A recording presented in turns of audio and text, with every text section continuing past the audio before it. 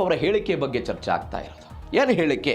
ಅಯತಲ್ಲಾ Ali Khamenei ಅವರ ಅಂತ್ಯಕ್ರಿಯೆ ಜಗತ್ತಿನ ಗಮನ ಸೆಳೆತಾ ಇದ್ರೆ ಇರಾನ್ನ ಇಡೀ ನಾಯಕತ್ವ ಇದೀಗ ಒಂದು ಕಡೆ ಸೇರಿದೆ, ಅಧಿಕಾರಿಗಳು ಸೇರಿದ್ದಾರೆ, ಧಾರ್ಮಿಕ ಎಲ್ಲ ಬೆಳವಣಿಗೆಗಳಾಗ್ತಾ ಇದೆ.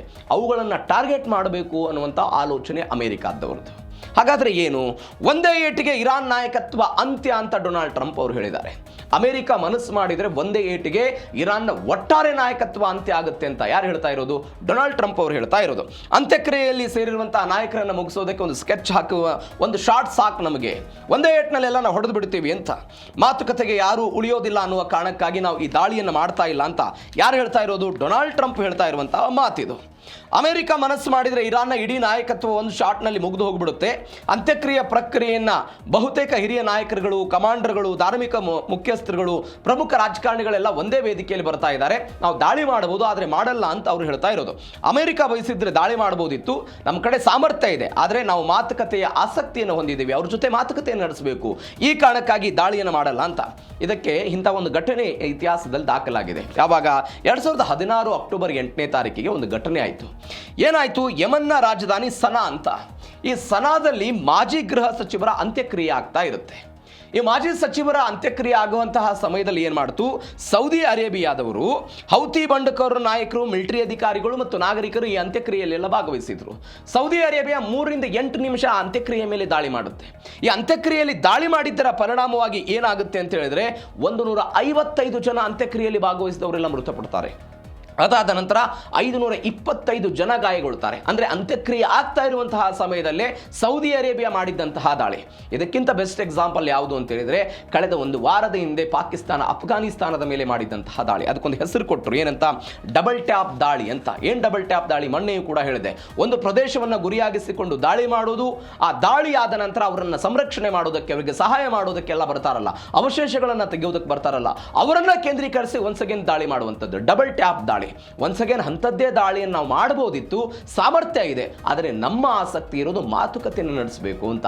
ಮಾತುಕತೆಯ ಕಾರಣಕ್ಕಾಗಿ ನಾವು ದಾಳಿಯನ್ನು ಮಾಡ್ತಾ ಇಲ್ಲ ಅಂತ ಡೊನಾಲ್ಡ್ ಟ್ರಂಪ್ ಒಂದು ರೀತಿಯಾದಂಥ ವ್ಯಂಗ್ಯಭರಿತ ರೀತಿಯಲ್ಲಿ ಮಾತನಾಡೋ ಪ್ರಯತ್ನವನ್ನು ಮಾಡ್ತಾ ಇದ್ದಾರೆ. ಮತ್ತೊಂದು ಕಡೆ ತಪ್ಪು ಹೆಜ್ಜೆ ಇಟ್ಟರೆ ಇರಾನ್ ಸರ್ವನಾಶ ಅಂತ ಡೊನಾಲ್ಡ್ ಟ್ರಂಪ್ ಎಚ್ಚರಿಕೆ ಕೊಡ್ತಾ ಇದ್ದಾರೆ. ಈ ಎಚ್ಚರಿಕೆಗಳು ಇವತ್ತಿಂದೇನಲ್ಲ, ಅಂತ್ಯಕ್ರಿಯೆಯಿಂದ ಬರ್ತಾ ಇದೆ ಅಂತಲ್ಲ, ಯುದ್ಧ ಶುರುವಾದ ದಿನದಿಂದಲೂ ಕೂಡ ಇಂಥ ಎಚ್ಚರಿಕೆಗಳನ್ನು ಅಥವಾ ಈ ರೀತಿಯಾದಂಥ ಹೇಳಿಕೆಗಳನ್ನು ಡೊನಾಲ್ಡ್ ಟ್ರಂಪ್ ಕೊಡ್ತಾ ಬರ್ತಾ ಇರೋದನ್ನು ನೋಡ್ತಾ ಇದ್ದೀವಿ. ಇರಾನ್ ಒಂದೇ ಒಂದು ತಪ್ಪು ಮಾಡಿದರೂ ಕೂಡ ನಾಯಕತ್ವ ಸಂಪೂರ್ಣವಾಗಿ ನಾಶ ಆಗಿಬಿಡುತ್ತೆ ಅಂತ ಡೊನಾಲ್ಡ್ ಟ್ರಂಪ್ ಅವರು ಕೊಡ್ತಾ ಇರುವಂಥ ಹೇಳಿಕೆ. ಇರಾನ್ ಸರ್ವನಾಶ ಆಗಿಬಿಡುತ್ತೆ ಅಂತ ಅವರು ಹೇಳಿಕೆಯನ್ನು ಕೊಟ್ಟರು. ಇದಕ್ಕೆ ಇರಾನ್ ಕೂಡ ಪ್ರತಿಕ್ರಿಯೆ ಕೊಡ್ತು. ಇರಾನ್ ಸೇನಾ ಕಮಾಂಡರ್ ಅಲಿ ಅಬ್ದುಲ್ಲಾಹಿಯಿಂದ ಅಮೆರಿಕಾಗೆ ಪ್ರತ್ಯುತ್ತರದ ವಾರ್ನಿಂಗ್ ಕೊಟ್ಟರು. ಅವರು ಏನಂತ ಹೇಳ್ತಾರೆ? ಅಲಿ ಖಮೇನಿ ಪುತ್ರ ಮುಸ್ತಫಾ ಖಮೇನಿ ಹತ್ಯೆಗೆ ಇಸ್ರೇಲ್ ಒಂದು ಪ್ಲಾನ್ ಹಾಕ್ಕೊಂಡಿದೆ ಅಂತ ನಾವು ಮೊನ್ನೆ ಅದ್ರ ಬಗ್ಗೆ ಮಾತನಾಡಿದ್ವಿ. ಇಸ್ರೇಲ್ನ ರಕ್ಷಣಾ ಸಚಿವರು ಹಿಟ್ ಲಿಸ್ಟ್ನಲ್ಲಿ ಮುಸ್ತಫಾ ಅಲಿ ಖಮೇನಿ ಇರೋದು ಸತ್ಯ, ನಾವು ಅವರನ್ನು ಮುಗಿಸಬೇಕು ಅನ್ನುವ ಕಾರಣಕ್ಕಾಗಿ ಒಂದು ಪ್ರಯತ್ನವನ್ನು ಪಡ್ತಾ ಇದ್ದೀವಿ ಅಂತ ಅವರೆಲ್ಲ ಹೇಳ್ತಾ ಇರೋದು. ಅಬ್ದುಲ್ಲಾಹಿ ಹೇಳ್ತಾರೆ, ಅಮೆರಿಕ ಇಸ್ರೇಲ್ಗೆ ಎಚ್ಚರಿಕೆ ಕೊಟ್ಟಿದೆ, ಆದರೆ ಸಾರ್ವಭೌಮತ್ವದ ಮೇಲೆ ಹೊಸ ದಾಳಿ ಅಥವಾ ಪ್ರಚೋದನೆಗೆ ಏನಾದರೂ ಮುಂದಾದರೆ ಶತ್ರು ದೇಶ ತೀವ್ರತರನಾದಂಥ ಪಶ್ಚಾತ್ತಾಪವನ್ನು ಪಡುವಂತಹ ಮತ್ತು ಭೀಕರವಾದಂತಹ ಪರಿಸ್ಥಿತಿಯನ್ನು ಅನುಭವಿಸಬೇಕಾದಂತಹ ಸಾಧ್ಯತೆ ಇದೆ ಅಂತ ಇರಾನ್ ಇದಕ್ಕೆ ಎಚ್ಚರಿಕೆ ಕೊಟ್ಟವರೊಂದು ವ್ಯವಸ್ಥೆಯನ್ನು ಮಾಡಿಕೊಂಡ್ರು. ಎಲ್ಲ ವೈಮಾನಿಕ ಮಾರ್ಗ ಏನಿತ್ತು ಅದನ್ನು ನಿಷೇಧ ಮಾಡಿಕೊಂಡಿದ್ದಾರೆ. ಅಂತ್ಯಕ್ರಿಯೆಗೆ ಬೇಕಾದಂತಹ ಹೆಚ್ಚುವರಿ ಭದ್ರತೆಯನ್ನು ಕೊಡುವ ಮುಖಾಂತರ ಶತ್ರು ದೇಶಗಳಿಗೆ ಒಂದು ಎಚ್ಚರಿಕೆ ಕೊಡುವ ಪ್ರಯತ್ನವನ್ನು ಮಾಡ್ತಾ ಇದ್ದಾರೆ. ಇದು ಅಮೆರಿಕಾದ ಎಚ್ಚರಿಕೆಗೆ ಇರಾನ್ ಕೊಡ್ತಾ ಇರುವಂತಹ ಪ್ರತಿದಾಳಿ ಅಥವಾ ಪ್ರತಿ ಏಟು ಅಂತ ನಾವು ವಿಶ್ಲೇಷಣೆ ಮಾಡಬಹುದು. ಇದು ಇರಾನ್ನ ಸರ್ವನಾಶದ ಬಗ್ಗೆ ಡೊನಾಲ್ಡ್ ಟ್ರಂಪ್ ಮಾಡ್ತಾ ಇದ್ದಾರೆ. ನೀವು ಸರ್ವನಾಶದ ಬಗ್ಗೆ ಮಾತನಾಡಿದರೆ ನಿಮ್ಮ ಅಸ್ತಿತ್ವಕ್ಕೆ ಧಕ್ಕೆ ಆಗುತ್ತೆ ಅಂತ ಅವರು ಕೊಡ್ತಾ ಇರುವಂತಹ ಹೇಳಿಕೆ. ಮತ್ತೊಂದು ಕಡೆ ಇಲ್ಲಿ ಬಾಸ್ ಯಾರು ಅಂತ ಗೊತ್ತು ಅಂತ ಡೊನಾಲ್ಡ್ ಟ್ರಂಪ್ ಮಾತನಾಡಿದ್ದಾರೆ. ಯಾವುದ್ರ ಬಗ್ಗೆ? ಇಸ್ರೇಲ್ ಮತ್ತು ಅಮೆರಿಕಾದ ಬಗ್ಗೆ ಮಾತನಾಡಿರುವಂತಹ ವಿಚಾರ. ಬೆಂಜಮಿನ್ ನೆತನ್ಯಾಹು ಮತ್ತು ಡೊನಾಲ್ಡ್ ಟ್ರಂಪ್ ಅವರ ವಿಚಾರಕ್ಕೆ ಸಂಬಂಧಪಟ್ಟಂತೆ ಮಾತನಾಡಿದಂಥ ಸಂಗತಿ ಇದು. ಒಂದು ಟಿವಿ ಸಂದರ್ಶನದಲ್ಲಿ ಭಾಗವಹಿಸಿದ್ರು ಡೊನಾಲ್ಡ್ ಟ್ರಂಪ್. ಅಲ್ಲಿ ಸ್ವತಂತ್ರ ದಿನಾಚರಣೆ ಇತ್ತು ಅಮೆರಿಕಾದಲ್ಲಿ. ಆ ವಿಚಾರಕ್ಕೆ ನಾನು ಆಮೇಲೆ ಬರ್ತೀನಿ ಏನೇನಾಗಿತ್ತು ಅಂತ. ಒಂದು ಸಂದರ್ಶನದಲ್ಲಿ ಭಾಗವಹಿಸಿದ್ರು ಡೊನಾಲ್ಡ್ ಟ್ರಂಪ್. ಸಂದರ್ಶಕರು ಪ್ರಶ್ನೆ ಕೇಳಿದ್ರು, ಪ್ರಶ್ನೆಗೆ ಉತ್ತರ ಕೊಡುವಂತಹ ಸಮಯದಲ್ಲಿ ಇವರೆಲ್ಲ ಹೇಳಿದರು, ಮುಂದಿನ ವಾರ ಶ್ವೇತಭವನಕ್ಕೆ ಇಸ್ರೇಲ್ ಪ್ರಧಾನಿ ಬೆಂಜಮಿನ್ ನೆತನ್ಯಾಹು ಎಲ್ಲ ಭೇಟಿ ಕೊಡಬಹುದು ಎನ್ನುವಂಥ ಸುದ್ದಿಗಳು ಬರ್ತಾ ಇದೆ. ಈ ಸ್ವತಂತ್ರ ದಿನಾಚರಣೆಯ ಅಂಗವಾಗಿ 250ನೇ ಸ್ವತಂತ್ರ ದಿನಾಚರಣೆಯ ಅಂಗವಾಗಿ ಬೆಂಜಮಿನ್ ನೆತನ್ಯಾಹು ಏನೋ ಡೊನಾಲ್ಡ್ ಟ್ರಂಪ್ ಅವರಿಗೆ ಕರೆ ಮಾಡಿದ್ದನಂತೆ. ಶುಭಾಶಯ ಕೋರೋದಕ್ಕೆ, ಅಮೆರಿಕದ ಜನರಿಗೆ ಮತ್ತು ಅಧ್ಯಕ್ಷರಿಗೆ ಶುಭಾಶಯ ಕೋರೋದಕ್ಕೆ ಫೋನ್ ಮಾಡಿದ್ರಂತೆ. ಮಾತನಾಡಿದ್ರು ಡೊನಾಲ್ಡ್ ಟ್ರಂಪ್ ಎಲ್ಲ ಮಾತನಾಡಿದ ನಂತರ ಬೆಂಜಮಿನ್ ನೆತನ್ಯಾಹು ಹೇಳಿದ್ರಂತೆ, ಇಲ್ಲ ನಾನು ನಿಮ್ಮನ್ನು ಭೇಟಿ ಮಾಡಬೇಕು, ಬರ್ತೀನಿ ಅಂದ್ರಂತೆ. ಆಯಿತು, ಮುಂದಿನ ವಾರ ಸಿಗೋಣ, ಮುಂದಿನ ವಾರ ಬನ್ನಿ ಶ್ವೇತಭವನಕ್ಕೆಲ್ಲ ಅಂತ ಹೇಳಿದ್ರಂತವರು, ಡೊನಾಲ್ಡ್ ಟ್ರಂಪ್ ಹೇಳಿದರು. ಅದಾದ ನಂತರ ಈಗ ಬರ್ತಾ ಇರುವಂತಹ ಸುದ್ದಿ ಏನು ಅಂತ ಹೇಳಿದ್ರೆ, ಜುಲೈ 7 ಮತ್ತು 8ನೇ ತಾರೀಕಿಗೆ ನ್ಯಾಟೋ ಶೃಂಗಸಭೆ ಇದೆ. ನ್ಯಾಟೋ ಶೃಂಗಸಭೆ ಟರ್ಕಿಯಲ್ಲಿ ನಡೀತಾ ಇದೆ. ಈ ಟರ್ಕಿಯಲ್ಲಿ ನಡೀತಾ ಇರುವ ಕಾರಣಕ್ಕಾಗಿ ಇದು ಮುಂದಿನ ವಾರ ಭೇಟಿ ಆಗುತ್ತೋ ಇಲ್ಲೋ ಎನ್ನುವಂತಹ ಗೊಂದಲ ಇದೆ. ಆದರೆ ಈ ಸಂದರ್ಭದಲ್ಲಿ ಡೊನಾಲ್ಡ್ ಟ್ರಂಪ್ ಹೇಳ್ತಾ ಇದ್ದಾರೆ, ಯಾರು ಬಾಸ್ ಅನ್ನೋದು ಗೊತ್ತಿದೆ, ಚೆನ್ನಾಗಿ ಗೊತ್ತಿದೆ. ಯಾರು ಬಾಸು? ನೀನು ಇಸ್ರೇಲ್ ಎನ್ನುವಂತಹ ದೇಶ ಯಾವುದಾದ್ರೂ ಒಂದು ದೇಶದ ಮೇಲೆ ಯುದ್ಧವನ್ನು ಮಾಡಬೇಕು, ಏನೋ ಕ್ರಮ ತೆಗೆದುಕೊಳ್ಬೇಕು ಅಂತ ಹೇಳಿದ್ರು ಕೂಡ ಅಮೆರಿಕದ ಅನುಮತಿ ಇಲ್ಲದೆ ಇಸ್ರೇಲ್ ಮಾಡಲ್ಲ ಅಂತ ನೀವು ಸ್ವಲ್ಪ ಗೊಂದಲ ಆಗಿತ್ತು. ಈ ಹಿಂದೆ ಡೀಟೇಲ್ಸ್ಗೆ ಹೋಗೋದಾದ್ರೆ, ಈ ಲೆಬನಾನು ಹೆಜ್ಬುಲ್ಲಾ ವಿಚಾರದಲ್ಲಿ ಇಸ್ರೇಲ್ ತೆಗೆದುಕೊಂಡಿದ್ದ ಕ್ರಮದ ವಿರುದ್ಧವಾಗಿ ಡೊನಾಲ್ಡ್ ಟ್ರಂಪ್ ಎಲ್ಲ ಮಾತನಾಡಿದ್ದು ನೋಡಿದ್ದೀವಿ. ಡೊನಾಲ್ಡ್ ಟ್ರಂಪ್ ಹೇಳಿದ್ರು ಅಮೆರಿಕ ಇಲ್ಲದೆ ಇಸ್ರೇಲೇ ಇಲ್ಲ ಅಂತ. ಇದಕ್ಕೆ ಇಸ್ರೇಲ್ ಅವರು ಪ್ರತಿಕ್ರಿಯೆ ಕೊಟ್ಟಿದ್ರು, ಇಸ್ರೇಲ್ ಇಲ್ಲದೆ ಅಮೆರಿಕಾವೂ ಕೂಡ ಇಲ್ಲ ಅಂತ ಅವರೆಲ್ಲ ಮಾತನಾಡೋ ಪ್ರಯತ್ನ. ನಾವು ಒಂದು ಸಾರ್ವಭೌಮತ್ವದ ದೇಶ ಆಗಿದ್ವಿ, ಅಮೆರಿಕದ ಮಾತುಗಳನ್ನು ಕೇಳಿಕೊಂಡು ಇಲ್ಲಿಯ ತನಕ ನಾವು ಯಾಕೆ ಬದುಕಬೇಕು ಅಂತ ಅವರೆಲ್ಲ ಮಾತನಾಡೋ ಪ್ರಯತ್ನವನ್ನು ಮಾಡಿದ್ರು. ಎಲ್ಲದರ ಬಗ್ಗೆ ಮಾತುಕತೆಗಳು ಆಗುತ್ತೆ ಅಂತ ಸದ್ಯಕ್ಕಿರುವಂತಹ ಪ್ರಶ್ನೆ. ಅಂದರೆ ಫೆಬ್ರವರಿ 11ರ ನಂತರ ಈ ಇರಾನ್, ಇಸ್ರೇಲ್ ಮತ್ತು ಅಮೆರಿಕದ ನಡುವೆ ಯುದ್ಧ ಏನು ಶುರುವಾಯಿತು, ಯುದ್ಧ ಆಗೋದಕ್ಕಿಂತ ಮೊದಲು ಒಂದು ವಾರಗಳ ಮೊದಲು ಅವರೆಲ್ಲ ಭೇಟಿಯಾಗಿದ್ರು. ಅದಾದ ನಂತರ ಇದೀಗ ಅವರು ಭೇಟಿ ಆಗ್ತಾ ಇದ್ದಾರೆ. ಈ ಭೇಟಿಯ ಮಹತ್ವ ಏನು ಅಂತ ಹೇಳಿದ್ರೆ, ಈ ಭೇಟಿಯ ಮಹತ್ವ ಬಹಳ ಪ್ರಾಮುಖ್ಯವಾದಂತಹ ವಿಚಾರ.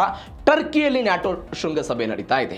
ಟರ್ಕಿ ಶೃಂಗಸಭೆಗೆ ಅಮೆರಿಕದ ಅಧ್ಯಕ್ಷರು ಹೋಗ್ತಾ ಇದ್ದಾರೆ. ಟರ್ಕಿ ಯಾವ ನಿಲುವು ಹೊಂದಿದೆ? ಇಸ್ರೇಲ್ ವಿರುದ್ಧದ ನಿಲುವನ್ನು ಹೊಂದಿರುವಂತಹ ದೇಶ ಟರ್ಕಿ. ಟರ್ಕಿಗೆ ಹೋಗುವ ಮೊದಲು ಇಸ್ರೇಲ್ನ ಪ್ರಧಾನಿಗಳನ್ನ ಡೊನಾಲ್ಡ್ ಟ್ರಂಪ್ ಅವರು ಭೇಟಿ ಮಾಡ್ತಾ ಇರೋದು. ಅದು ಗಾಜಾ ಆಗಿರ್ಬೋದು, ಪ್ಯಾಲೆಸ್ತೈನ್ ಆಗಿರ್ಬೋದು, ಲೆಬನಾನ್ ಆಗಿರ್ಬೋದು ಮತ್ತು ಇರಾನ್ನ ಈ ಎಲ್ಲ ಬೆಳವಣಿಗೆಗಳ ಬಗ್ಗೆ ಚರ್ಚೆ ಮಾಡ್ತಾರೆ ಎನ್ನುವಂಥ ಸುದ್ದಿಗಳು ಬರ್ತಾ ಇದೆ. ಹೀಗಾಗಿ ನೆತನ್ಯಾಹು ಅವರು ಭೇಟಿ ಮಾಡುವಂತಹ ಸಾಧ್ಯತೆಗಳು ದೊಡ್ಡ ಮಟ್ಟದಲ್ಲಿದೆ. ಇದು ಒಂದು ಬೆಳವಣಿಗೆ.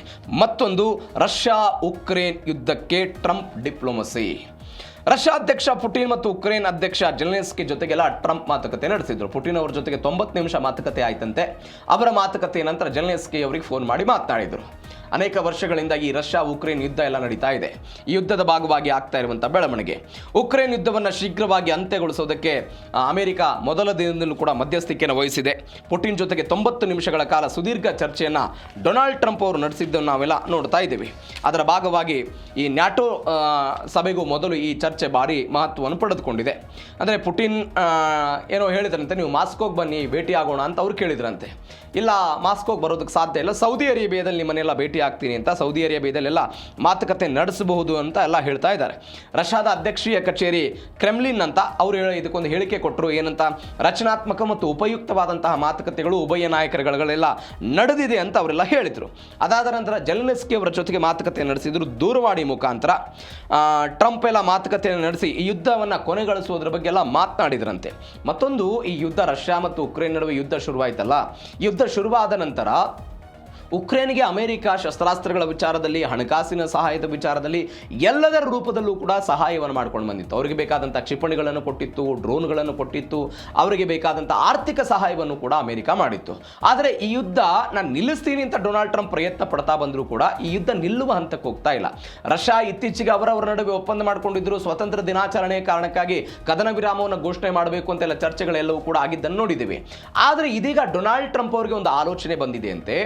ಇಷ್ಟು ದಿನಗಳ ಕಾಲ ನಾನು ಉಕ್ರೇನ್ಗೆ ಏನು ಸಪೋರ್ಟ್ ಮಾಡ್ತಾ ಇದ್ದೆ, ನಾವು ಅನೇಕ ಬಾರಿ ಚರ್ಚೆ ಮಾಡಿದ್ದೀವಿ. ರಷ್ಯಾದ ವಿರುದ್ಧ ಈ ಅಮೆರಿಕ, ಅದಾದ ನಂತರ ಬೇರೆ ಬೇರೆ ದೇಶಗಳು, ಯುರೋಪಿಯನ್ ಯೂನಿಯನ್ನ ದೇಶಗಳು ಇದ್ದಿದ್ದನ್ನು ನೋಡಿದ್ದೀವಿ, ಉಕ್ರೇನ್ಗೆ ಸಪೋರ್ಟ್ ಮಾಡಿದ್ದನ್ನು ನೋಡಿದ್ದೀವಿ. ಆದರೆ ಡೊನಾಲ್ಡ್ ಟ್ರಂಪ್ ಅವರ ಆಲೋಚನೆ ಏನು ಅಂತ ಹೇಳಿದ್ರೆ, ನಾವು ಹೀಗೆ ಸುಖ ಸುಮ್ಮನೆ ಉಕ್ರೇನ್ಗೆ ಹಣದ ಸಹಾಯವನ್ನು, ರಕ್ಷಣಾತ್ಮಕವಾಗಿ ಸಹಾಯ ಮಾಡ್ತಾ ಹೋಗೋದಾದರೆ ಅಮೆರಿಕದ ಆರ್ಥಿಕತೆಗೆ ಇದು ಹೊಡೆತ ಬೀಳುತ್ತೆ, ಅಮೆರಿಕಾದಲ್ಲಿ ತೆರಿಗೆ ಕಟ್ಟುವಂಥವರಿಗೆ ಇದು ಹೊಡೆತ ಬೀಳುತ್ತೆ. ಇನ್ಮೇಲೆ ನಾವು ಉಕ್ರೇನ್ಗೆ ಯಾವುದೇ ಕಾರಣಕ್ಕೂ ಸಹಾಯದ ಬದಲಾಗಿ ಸಾಲದ ರೂಪದಲ್ಲಿ ನಾವು ಹಣವನ್ನು ಕೊಡೋಣ ಅಂತ. ಸಾಲದ ರೂಪದಲ್ಲಿ ನಾವು ಈಗ ಪಾಕಿಸ್ತಾನಕ್ಕೆ ಅವರು ಸಾಲದ ರೂಪದಲ್ಲಿ ಹಣವನ್ನು ಕೊಡ್ತಾರೆ. ಮೊದಲು ಸಹಾಯ, ಅದಾದ ನಂತರ ಸಾಲ. ಉಕ್ರೇನ್ನ ವಿಚಾರದಲ್ಲೂ ಕೂಡ ಅದೇ ಡೊನಾಲ್ಡ್ ಟ್ರಂಪ್ ಅವರದು. ಮೊದಲು ಸಹಾಯ ಮಾಡಿದ್ರು, ಇದೀಗ ಸಾಲವನ್ನಾಗಿ ಕನ್ವರ್ಟ್ ಮಾಡುವಂತ ಆಲೋಚನೆ ಇದೆ ಅಂತೆ. ಅದರ ಭಾಗವಾಗಿ ಜೆಲೆನ್ಸ್ಕಿ ಅವರ ಜೊತೆಗೆ ಡೊನಾಲ್ಡ್ ಟ್ರಂಪ್ ಅವರು ಮಾತುಕತೆಯನ್ನು ನಡೆಸಿದ್ದಾರೆ ಅಂತ ಸದ್ಯಕ್ಕೆ ಸುದ್ದಿ ಬರ್ತಾ ಇದೆ. ಹೀಗಾಗಿ ರಷ್ಯಾ ಮತ್ತು ಉಕ್ರೇನ್ನ ಯುದ್ಧದಲ್ಲಿ ಅಮೆರಿಕ ಏನ್ ಸ್ಟ್ಯಾಂಡ್ ತೆಗೆದುಕೊಳ್ಳುತ್ತೆ, ನ್ಯಾಟೋ ರಾಷ್ಟ್ರಗಳ ಮುಂದೆ ಅಮೆರಿಕ ಅದನ್ನು ಹೆಂಗೆ ತೆಗೆದುಕೊಂಡು ಹೋಗುತ್ತೆ, ಕಾದ್ ನೋಡೋಣ. ಇದು ಜೀ ಕನ್ನಡ ನ್ಯೂಸ್ DN 2ನೇ ಸುದ್ದಿ.